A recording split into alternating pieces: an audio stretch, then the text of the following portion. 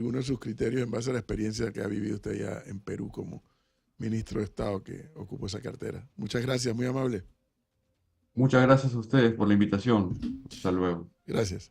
Gracias. 7:33 minutos. Y fíjese cómo es este país, en medio de varios frentes, ¿no? Tenemos que resolver el problema de la Caja de Seguro Social. Tenemos que resolver el problema de qué vamos a hacer con esa mina ahí en Donoso, que ya está ahí abierta y que además hay un concentrado que está allí, quedó paralizado en función de la crisis de octubre y noviembre y está allí, que según los expertos eso también está contaminando. Pero hay otros frentes que también son batallas que hay que librar. Desde hace varios años, países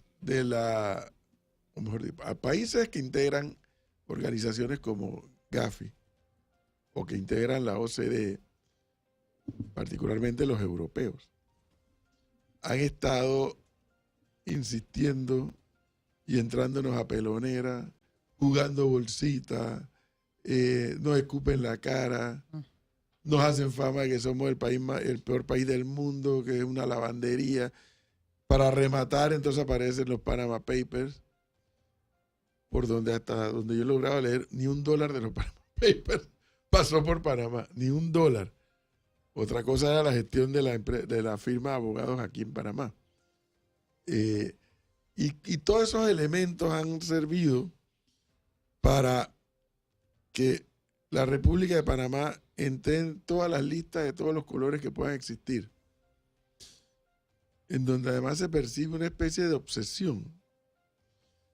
Yo pensaba que el problema nada más lo teníamos con Colombia, porque a cada rato Colombia está con la lloradera de que vienen gente y deposita sus dineros acá en el centro bancario panameño para evitar pagar impuestos en Colombia. Entonces yo decía, pero bueno, ¿por qué los colombianos quieren que nosotros hagamos la tarea de ellos? Hagamos la tarea que ellos tienen que hacer. Corretear a todo el que deposita aquí, pues. Ese es asunto de ellos, no es asunto nuestro.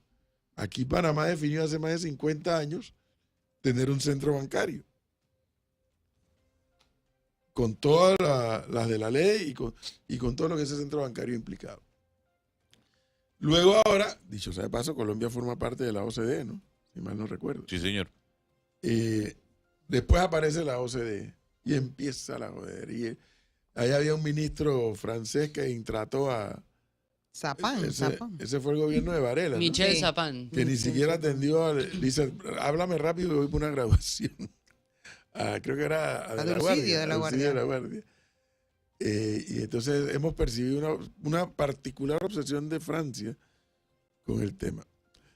Recientemente, digo hace unos meses, de hace varios meses para acá, un grupo de abogados de este país ha decidido organizarse para asumir este tema desde el punto de vista no del gobierno, sino desde el punto de vista de sociedad, en este caso puntual de abogados. Está aquí en nuestra cabina el doctor Carlos Raúl Moreno, quien ha sido uno de los que inició esta especie de cruzada. Don Carlos Raúl Moreno, buenos días, bienvenido. Muy buenos días, Edwin, y distinguidos miembros de este panel. Esto es como una cruzada, lo que ustedes han iniciado, ¿no? En efecto,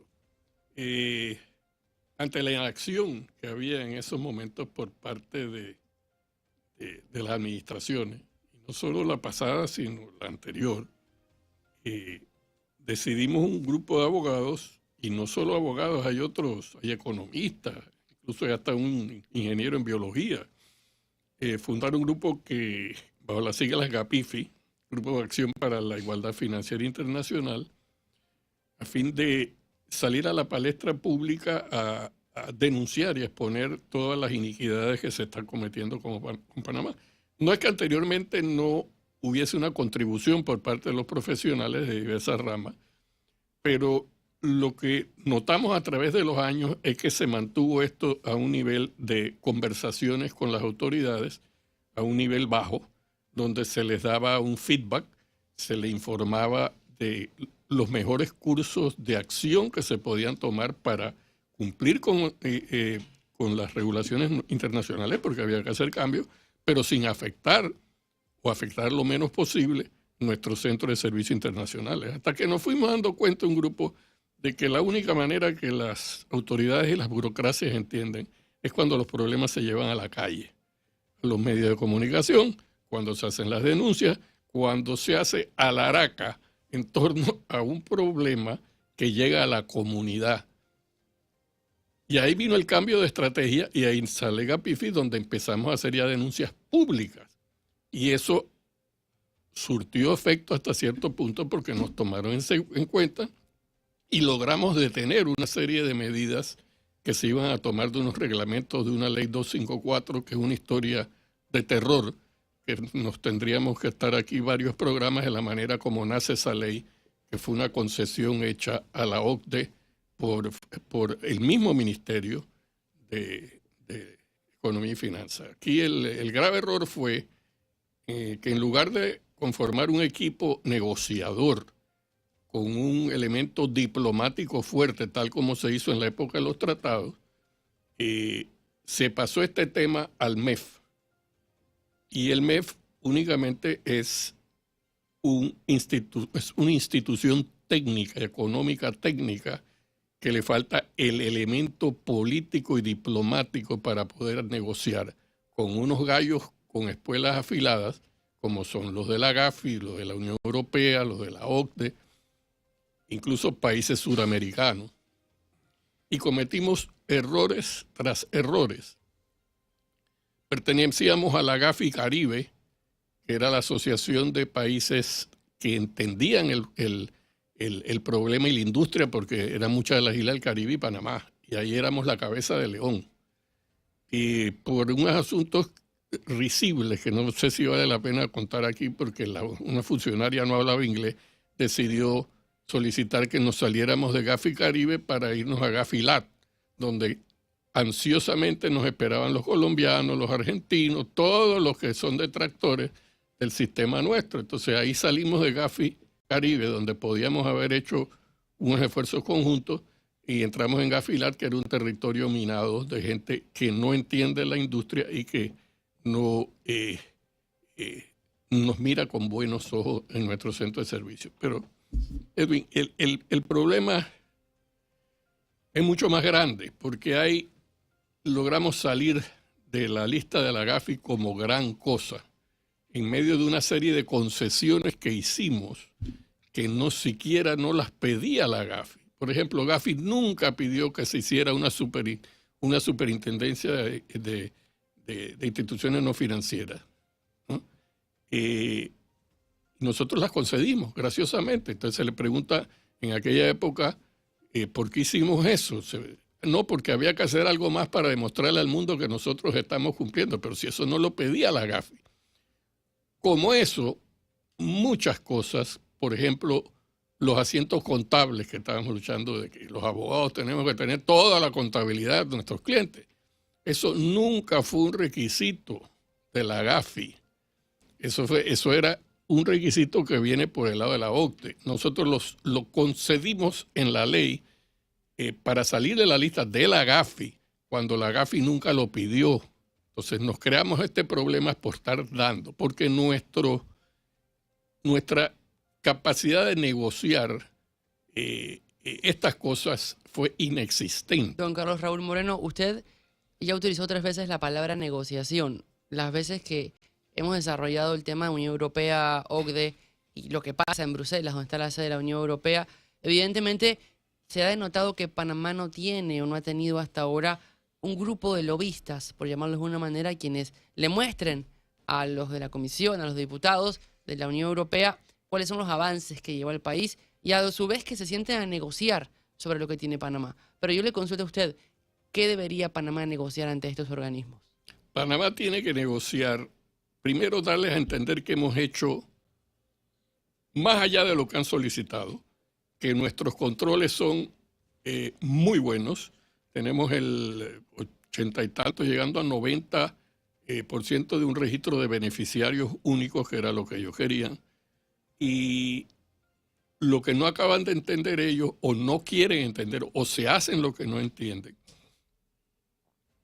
es que nosotros ya hemos cumplido más que suficiente no solo en el sector de personas jurídicas, sino en el mismo sector bancario. Ustedes son testigos que abrir una cuenta aquí en Panamá es un dolor de cabeza y es una de las quejas más grandes que hay de los panameños. Entonces, en cualquier otro país de Estados Unidos o Europa, usted va a abrir una cuenta mucho más fácil que en Panamá. Como bien decía el profesor Cabrera, de los benditos Panama Papers, la gran mayoría de sociedades involucradas eran sociedades de las Islas Vírgenes Británicas y los dineros nunca estuvieron aquí. Entonces, ¿por qué ese ataque a Panamá? Porque Panamá, independientemente de todas estas jurisdicciones que ofrecen estos servicios internacionales, era el modelo más exitoso del mundo en esta prestación de servicios internacionales. Y había que acabar con Panamá precisamente por eso, porque este es un negocio que realmente no termina, se muda, porque va a existir y existirá mientras existe el capitalismo, va a existir la competencia de jurisdicciones fiscales donde los movimientos de capital tengan las mejores condiciones para operar y eso seguirá existiendo. Esto se muda. Nosotros, por ejemplo, tenemos un cuadro comparativo de cosas que se le pide a Panamá que no se le pide a otros países. Usted tiene el caso de Bahamas. En Bahamas, por ejemplo, las fundaciones familiares, que no se consideran sociedades porque son instrumentos jurídicos testamentarios realmente, una fundación. Usted dispone de sus bienes, usted es el beneficiario y dispone de sus bienes después, para evitar procesos engorrosos de testamentarios, etcétera, etcétera. En Bahamas, la GAFI no le piden en este tipo de personas jurídicas que tengan un beneficiario o hagan que revelen quién es el beneficiario. En Bahamas no lo piden, a nosotros nos los piden. Y como esas cantidades de cosas que a nosotros nos han pedido o que nosotros hemos ofrecido voluntariamente, porque esto ha sido manejado de la manera más triste. La historia íntima de esto, si yo se las cuento, ustedes no la van a creer de las cosas que hemos ofrecido. El profesor Cabrera habrá una más o menos relacionada para que ustedes vean cómo manejamos esto. Panamá tenía un pleito con Colombia en la OMC por el asunto de la zona libre. Lo ganamos en primera instancia. Apelaron. Lo ganamos en segunda instancia. ¿Qué hicieron? Cambiaron las denominaciones de aranceles, etcétera, le dieron otro giro estructural y siguen las mismas aranceles y las mismas discriminaciones con la zona libre. Entonces, una de nuestras barajas de negociación que se había programado para sentarse a hablar con los colombianos era precisamente eso, la desesperación de ellos por acceder al intercambio de información fiscal de las capitales colombianas que vienen a Panamá. Entonces, teníamos esa baraja para sentarnos a conversar. De repente, un buen día, descubrimos que en el MEF le habían entregado el intercambio de información fiscal a Colombia gratuitamente, sin nada a cambio. Estoy poniendo un solo ejemplo para que ustedes vean las cosas que se han hecho en el pasado por la falta de visión, la falta de conciencia de que Panamá, a pesar de que es un país pequeño, tiene una importancia geoestratégica en el hemisferio y que no hemos sabido utilizar. Nosotros aquí, nuestro principal socio, que son los Estados Unidos, en todo este proceso de la GAFI y con los europeos, han mantenido una actitud bastante alejada. No nos ha actuado en contra nuestra, pero tampoco nos ha ayudado. Y no nos ha ayudado porque realmente ellos tienen un sistema que ellos son los que administran. La política es captar capitales del mundo y tener instituciones jurídicas que sean flexibles. Usted va a abrir una cuenta de banco muy fácil allá. Ahora hay ciertas sociedades que hay que poner el beneficiario final, etcétera, pero comparativamente nada de lo que la GAFI o la OCDE exigen se lo aplican a los Estados Unidos. Claro, pero don Carlos, yo ahí sí me meto porque soy de las personas que sí es cierto que uno tiene que dar su posición, pero está rofiando con potencias mundiales cuando Panamá, digamos que económicamente hablando en cuanto a importación, exportación, deja mucho que desear es tal vez dispararse al pie. Se critica la actitud de la Unión Europea y se dice, si ellos no colaboran, bueno, aquí no vamos a colaborar. Se critica la actitud de Estados Unidos. La pregunta es, ¿la mejor respuesta es el rofeo a la Unión Europea, a la OCDE, a los Estados Unidos, frente a la actitud hacia Panamá?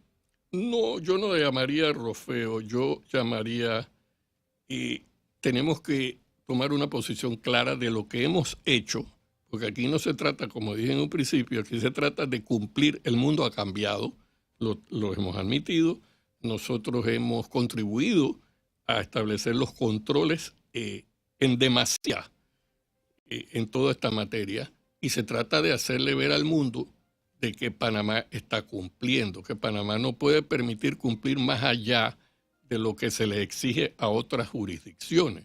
Entonces, eso requiere un esfuerzo diplomático concentrado en Bruselas, en Washington, desde el Ministerio de Relaciones Exteriores aquí, donde en las Naciones Unidas, donde podamos llevar al mundo cuál es la realidad nuestra. Y requiere contratar firmas de relaciones públicas en Europa, en los Estados Unidos, iniciar una campaña muy bien pensada para exponer lo que Panamá ha logrado. Eso quiere decir, no es que las personas que han estado en esos puestos, por ejemplo, de embajadores, en Bruselas, en París, no han hecho su trabajo, sino que no hemos invertido dinero suficiente en la contratación de lobistas in situ para hacer cambiar esa posición que tiene la Unión Europea, por ejemplo, sobre Panamá. Eso por una parte. Hay muchos representantes diplomáticos que sí han trabajado, muchos no. El problema es la dispersión y la falta de coherencia en hacer un equipo interdisciplinario. Vuelvo y pongo el ejemplo que me gusta poner mucho cómo logramos nosotros negociar los tratados, donde recuperamos nuestra soberanía en el canal y el canal. Eso fue, tú ves que fue un esfuerzo coordinado y multidisciplinario del Ministerio de Relaciones Exteriores, economistas, diplomáticos a todo nivel, entre el Ministerio de Planificación en aquella época, el Ministerio de Relaciones Exteriores, personas muy conocedoras de la materia, y se hizo un gran equipo que trabajó en conjunto y se hizo un lobby internacional.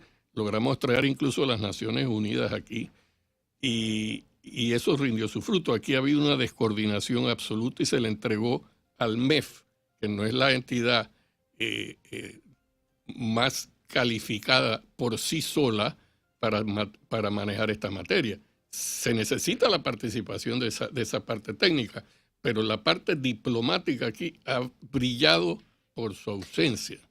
Hay una historia que hasta había una figura, una persona que habían contratado y que resultó ser doblagente. Doblagente, sí. Bueno, por ejemplo, la ley 254, donde meten lo de los asientos contables que tenían los abogados, que fue una locura, porque es de imposible cumplimiento, fue precisamente metido para satisfacer peticiones subterráneas de la OCDE, ni siquiera de la GAFI, porque lo que estamos negociando era para salir de la lista de la GAFI, porque hay 3 listas, vamos a ver. Aquí está la lista de la GAFI que ya salimos. Lo curioso, para entrar en la lista de la Unión Europea exige que estemos de acuerdo o incumpliendo la lista de GAFI. Son criterios técnicos. Si nosotros estamos en listados discriminatorios de GAFI, automáticamente entramos en las listas de la Unión Europea. Claro. Pero cuando salimos de GAFI, no salimos de la Unión Europea porque los europeos dicen, no, yo tengo otras condiciones adicionales. Claro, don Carlos, pero además de haber dejado de tomar muchas decisiones por parte de Panamá, resulta que nosotros mismos nos hemos disparado en el pie haciendo cosas que ni siquiera nos han pedido. Por supuesto. Hemos hecho cosas que nos han pedido. Eso no estaba entre las solicitudes de la GAFI porque es el único país que tiene a los abogados con la obligación de tener todos los asientos contables de los clientes. Y eso nosotros solitos lo metimos allí Solito lo metimos allí, pero que eso ya es un requisito mucho más allá. Y la última lista que hay es la de la OCDE. Pero entonces sí no teníamos a la gente adecuada en esos puestos, ¿o sí? Por supuesto que no. Y yo soy un gran crítico de la manera como se manejó esto. Yo creo que parte de mucho de esto fue la desesperación que había en el Ministerio de Economía y Finanzas por conseguir fondos, por conseguir dinero para poder llenar el hueco que nos dejó la pandemia, una pandemia muy mal administrada, donde se le entregó el país a 2 ministros de salud sin ninguna otra consideración. Pero eso es otra historia muy larga. Yo quería tocar otro punto para que ustedes vean que no es solamente la lucha que tenemos en ese área. Hay otro peligro igual o más grande, que es en la parte marítima. En la parte marítima, Panamá recibe ingresos enormes. Y poquito a poco nos hemos dado cuenta que este es un movimiento de pinzas. Les voy a dar algunos ejemplos. Recientemente la Gran Bretaña y Francia han pasado legislación para que los buques de registros extranjeros abiertos, nosotros, que toquen puertos en esos países X número de veces al año, que ellos fijan, tienen que pagarle a las tripulaciones salarios europeos. Eso mata al registro abierto, porque uno de los factores de competitividad es la libertad de contratación de las tripulaciones para bajar los costos. Esa es una. Otra, están ahora empezando a aplicar una legislación que la tenían allí, que es que tiene que tener 60% de los países europeos en banderas europeas y 40% en banderas extranjeras. Entonces, si no estás con ese 60-40, te obligan a pagar impuestos sobre la renta de lo que genera el buque, cosa que mata. Porque en la industria marítima hay un acuerdo internacional, vamos a ponerlo así. Como quiera que se trata de una industria de riesgo, de capital intensivo, de muchas dificultades de administración. Los países se han puesto de acuerdo así, perfecto, no vamos a cobrar el impuesto, vamos a cobrar un impuesto de tonelaje, y eso lo aplican los europeos y nosotros. Sin embargo, ahora empiezan a cambiar las reglas en el sentido de que, bueno, si no tienes el 60% en mi bandera, ya no vas a pagar impuestos de tonelaje, ahora me vas a pagar impuestos sobre la renta de lo que genera el buque. Obviamente van a salir huyendo cualquiera de los armadores griegos sobre todo. Fuera de esto, han sacado del cajón de los recuerdos una iniciativa en la OMI donde dice que la bandera de la nave y la compañía que la administra tiene que estar en ese país. Como ustedes saben, tendría que estar en Panamá la administración de los buques. Eso es otra medida que apunta hacia eliminarnos de ese servicio internacional. Van a aplicar también lo de los salarios europeos y aumentar a través de la ETF, que es la Federación de Trabajadores, están presionando para que no solo se aplique ya ahora en los puertos de Gran Bretaña y Francia, sino que sea general, que todas las tripulaciones tienen que tener salarios europeos y van a comenzar a tener muchas más inspecciones de los memorandos de Tokio, etcétera, que son acuerdos internacionales con aquellas naves nuestras, y de Marshall Islands y de Liberia. Esa es otra de las medidas que están en el tapete. ¿Puede Panamá aplicar retorsión? Panamá tiene una ley de retorsión y Panamá, por lo menos tenemos que empezar a ladrar, porque ni siquiera no hemos atrevido a ladrar. Tenemos que empezar a ladrar y dar a conocer al mundo que estamos estudiando con seriedad posibles medidas de retorsión.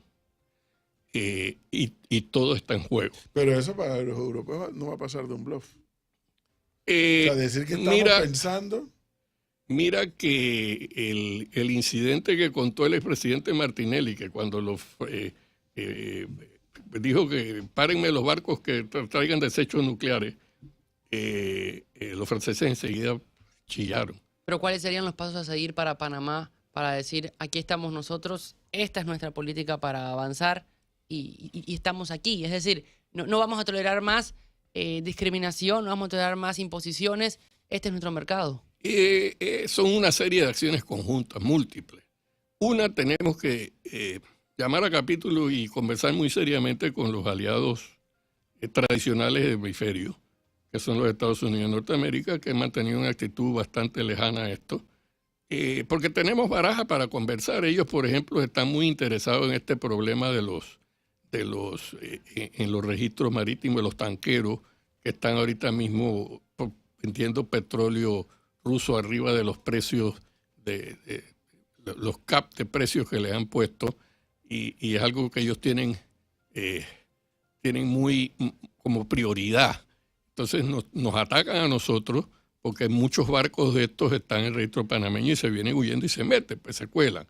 Entonces nosotros tenemos una baraja de negociaciones para decir que nuestro interés básicamente es conversar sobre esto para poder, pero sentémonos en una mesa, porque por otro lado nos tienen los europeos con la mano en el pescuezo, apretándonos el cuello. Y como fin último, la última lista que hablamos de la OCDE, Gafi, la Unión Europea, la OCDE, la última lista lo que dice es que quieren que eliminemos la territorialidad impositiva. Y ese es el último objetivo y allá va todo esto.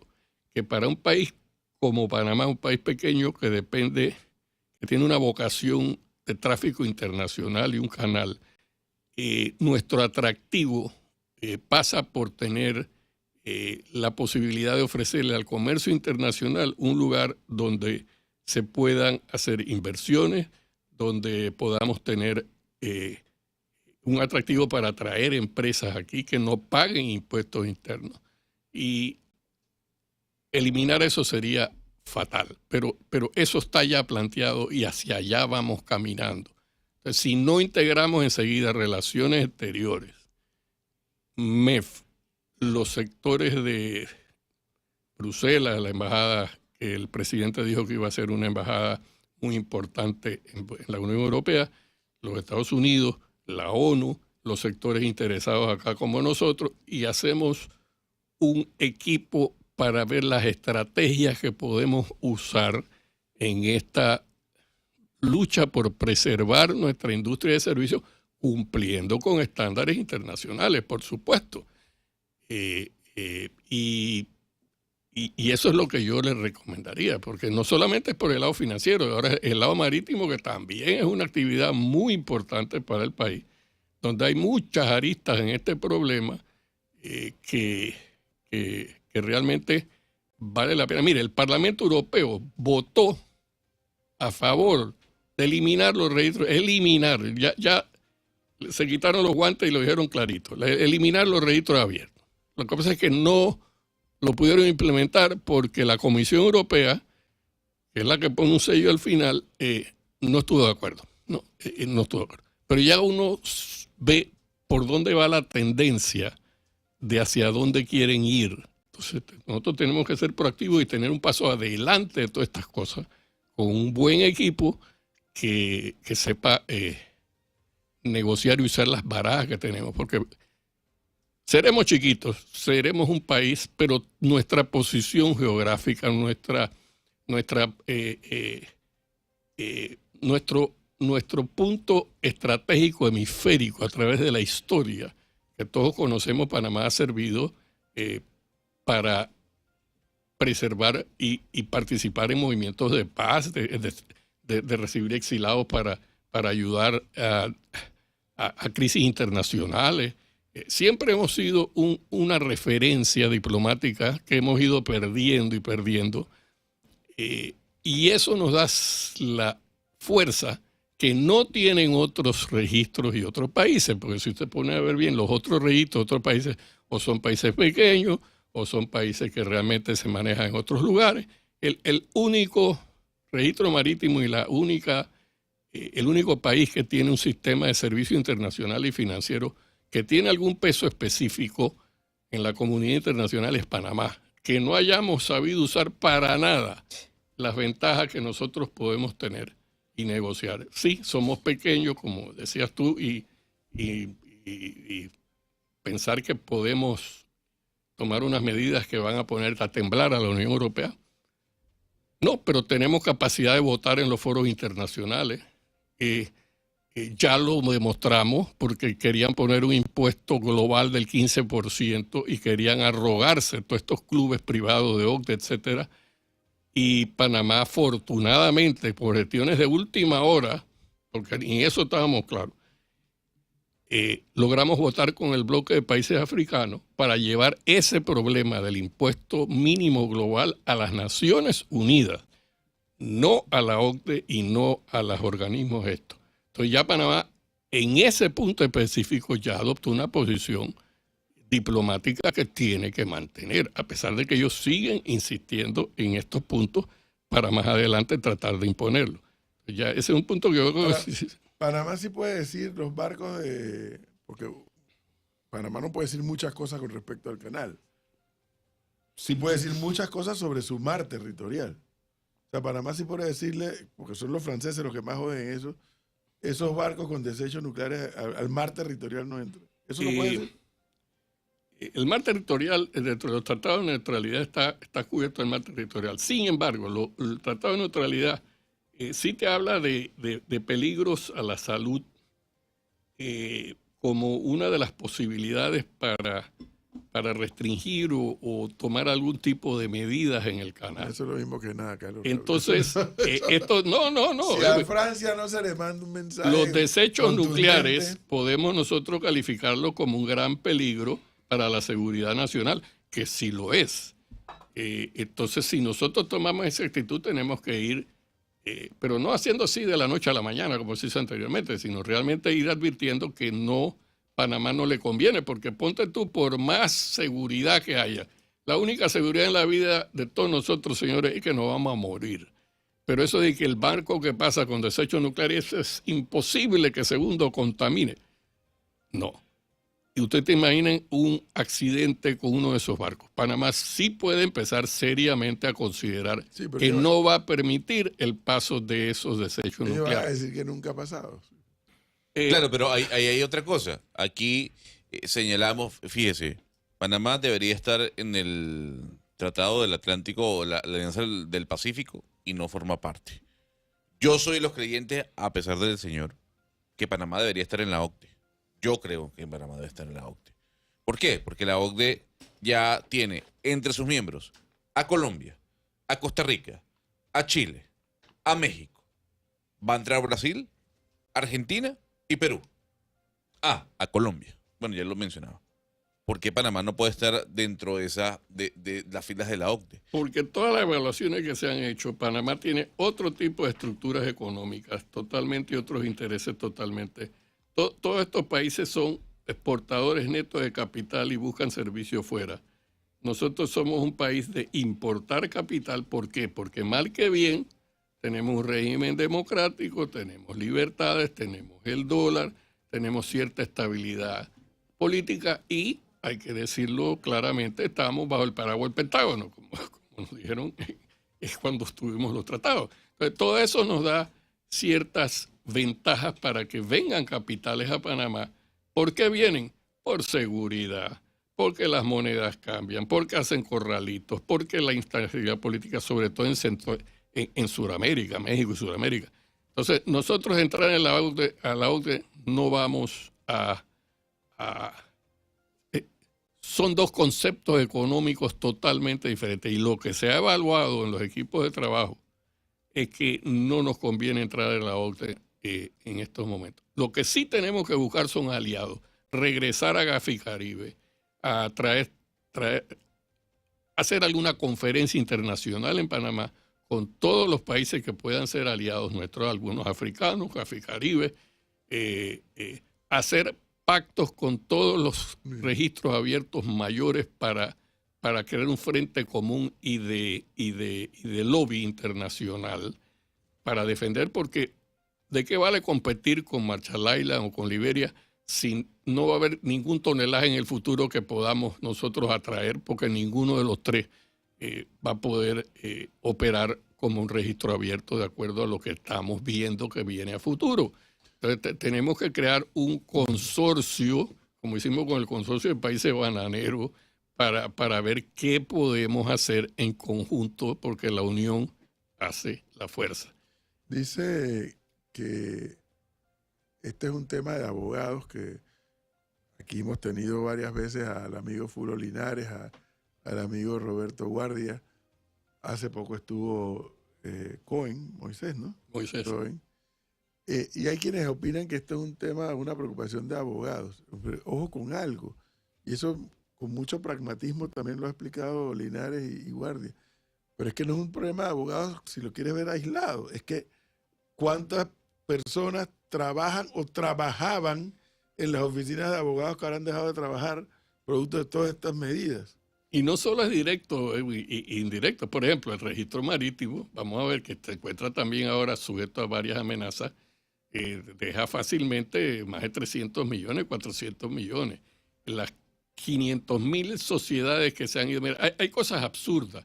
La UAF, la UAF ha tenido en el pasado, varios años en el pasado, 600, 700 solicitudes de información, etcétera, en un país que tenía 600.000 sociedades. ¿Usted cree que es justo haber tomado todas estas medidas de eliminar cientos de miles de sociedades, porque hay 600, 700 sociedades al año que son sujetos a investigación en la UAF? Cosas como esas que le dan a pensar a uno de que, bueno, ¿hemos adoptado las mejores políticas? No. Bueno, y finalmente, Carlos Raúl, en esa misma silla que estás ahí sentado, José Raúl Mulino, hoy presidente electo, elaboró una especie de perfil de lo que él considera deben ser los embajadores de este país. Mencionó a Bruselas más de una vez como una embajada clave. Es decir, ¿han ustedes tenido contacto con Mulino desde el punto de vista de, no digo de sugerir nombres de embajadores, sino decir, oye, sí, se requieren embajadores más agresivos, en el buen sentido de la palabra, en el lobby, que el elemento diplomático puro y duro? Definitivamente, el presidente, por fortuna, este presidente, contrario a los anteriores, sí conoce lo que es el mundo internacional, no solo de los negocios marítimos, sino en términos generales. Y él está comprometido a hacer un equipo de trabajo que afronta este problema para ver qué es lo que más podemos lograr y preservar nuestro centro de servicio. Es un compromiso, él lo ha manifestado en varias ocasiones y sí lo va a hacer. Se han sostenido reuniones con él para efectos de ir armando la estrategia que necesitamos para afrontar esto que se nos viene encima. Y con eso dicho, y con lo que pretende hacer Francia e Inglaterra, toma también un carácter muy particular de importancia que ya la tiene.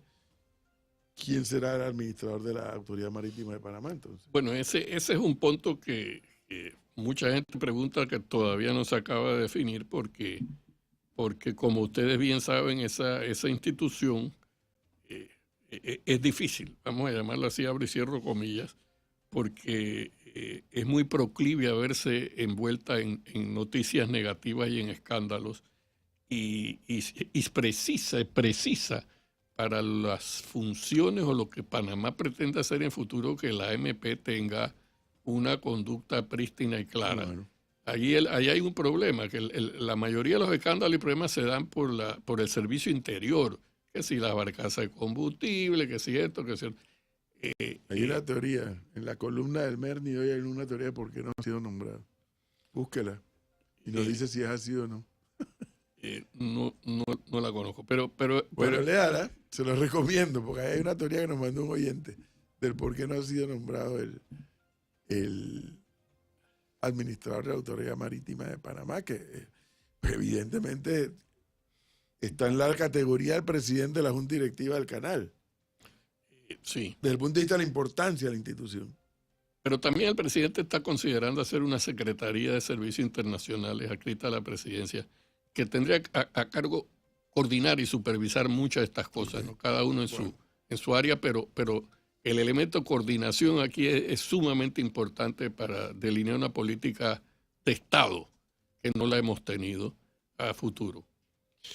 Don Carlos Raúl Moreno, muchas gracias por darnos este tiempo. Muy amable. Gracias a ustedes. Un tema demasiado, demasiado importante para todos los panameños. Vamos a esperar. 8:13 minutos, señor Foncho.